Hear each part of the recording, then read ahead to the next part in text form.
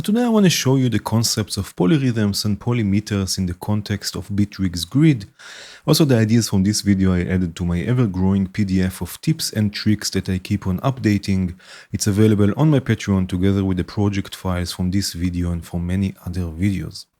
We will start with the concept of polyrhythms. When we deal with polyrhythms, it might be easier to think of the sequencer as a fixed cycle. The length of the cycle is always the same. The cycle itself, again, will not change, it's fixed, but only the values of the nodes within this cycle will change.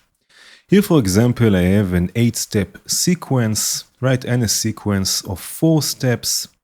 And even without listening to this, you can see that the cycle, the length is still the same for both sequences. You can see that step 1 will always play together on both sequences. Let me undo this also. Right, this is something that will always happen with polyrhythms. The first step will be the common step. And you can see and hear that only one thing is different, the length of the steps within this cycle. I have here another sequence. I have here a sequence of 3 steps. Right, and again, the cycle itself did not change, only the length of the nodes within this cycle.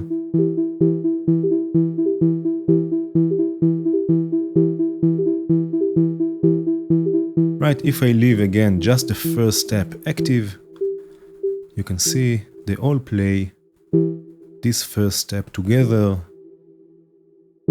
Right, because again, the length of the cycle is fixed, it will not change regardless of how many steps you have, only the length of the nodes themselves will change.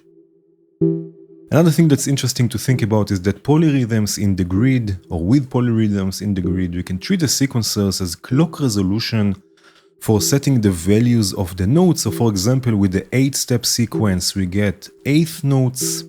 Right, the sequence is divided to 8 portions. Each equals an 8th. With a 4-step sequence, we get quarter notes dividing the cycle to quarters.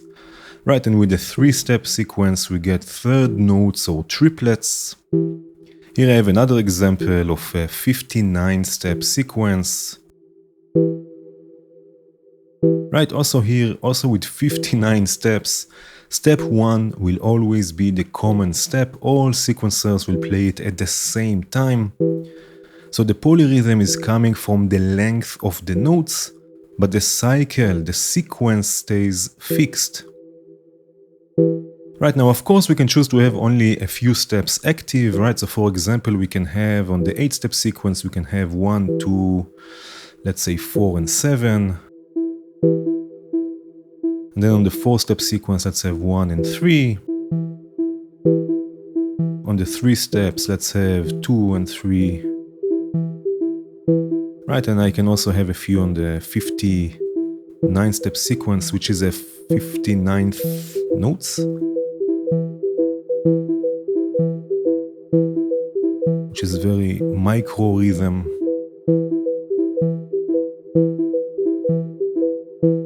I have here also a kick for context.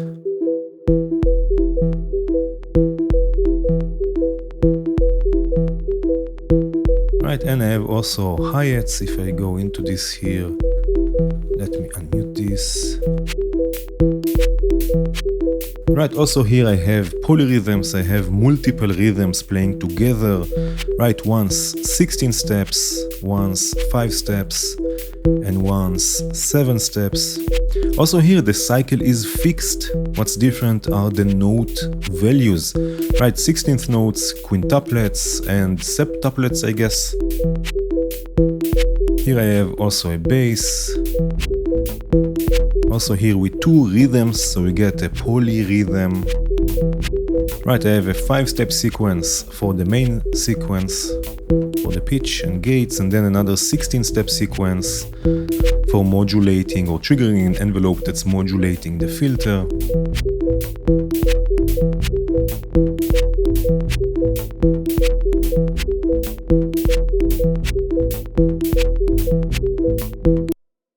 So now let's have a look at polymeters, which are kind of the opposite in terms of cycle length and note values.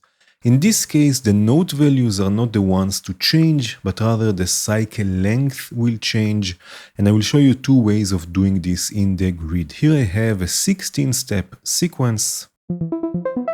It's running with 16th notes.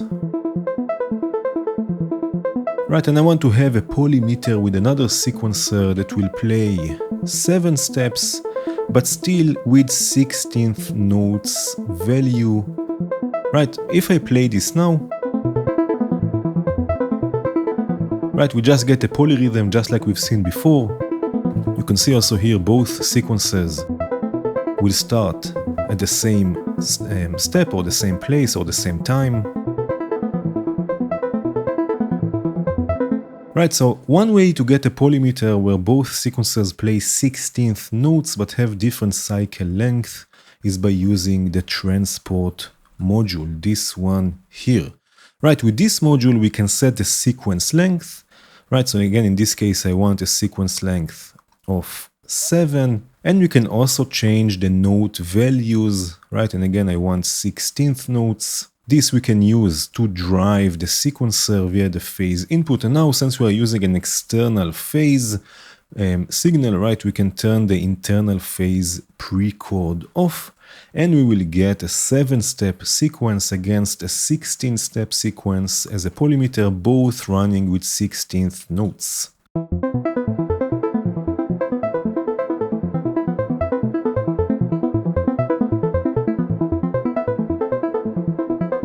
Right, we can of course also use other note values. Here for example I have a 5-step sequence but with 8th notes.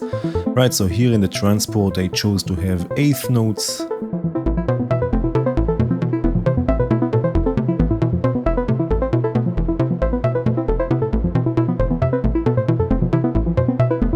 Right, now this is a really easy way of doing this with the transport module, but let me show you another way. Right, so here I have some hi-hats. I have here again a sequence, a 16-step sequence with 16 notes or 16th notes. Right, and for the second technique we need 3 modules. We need the phase counter. This will convert triggers to phase. We need the triggers module to decide or to dictate the note values, and the transport playing module to reset things. So for now let's have 16 steps. Right, so we need to set the counter to count 16 steps. This will be our new phase signal. And again, since we're using an external signal, we don't need the pre-chord anymore. Now I want to stay with 16th notes, so this we can set with the triggers module. Right now we have quarter notes, 8th notes, and then we have 16th notes. This will trigger the counter. Right now the counter counts 16 triggers and converts them to phase, and we get basically the same result. And again, just to make sure things stay in sync, I will use also the transport playing module, right, just to reset things when I hit play or stop.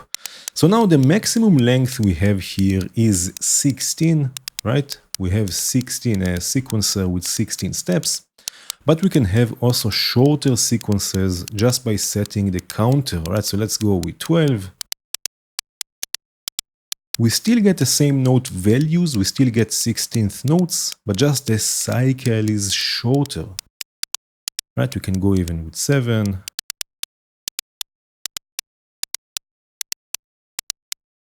Right, again, the note values will not change, only the cycle length. And also now, by using the counter, we can modulate things. So here, for example, I have a 5-step and a 7-step sequence. So I have all in all 16 steps, and I'm modulating the counter between 7 and 5, right, with another sequencer.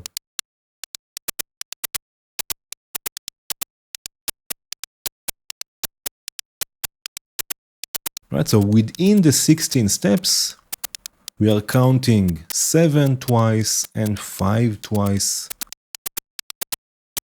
And because we are using the counter, we can also modulate this externally. Let's bring back the first voice. again, I have here also a kick drum. And I have here another sequence, if I unmute this.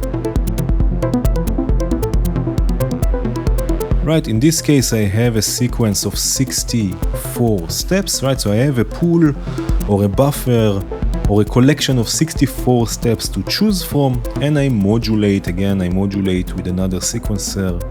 I modulate the number of steps on the counter, so there is variation.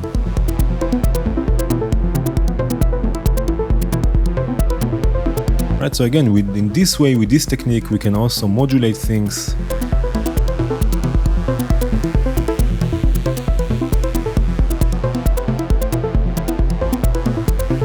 And that's it. I hope this was somewhat helpful. Again, consider joining us on Patreon and Discord. Thank you for watching. Cheers.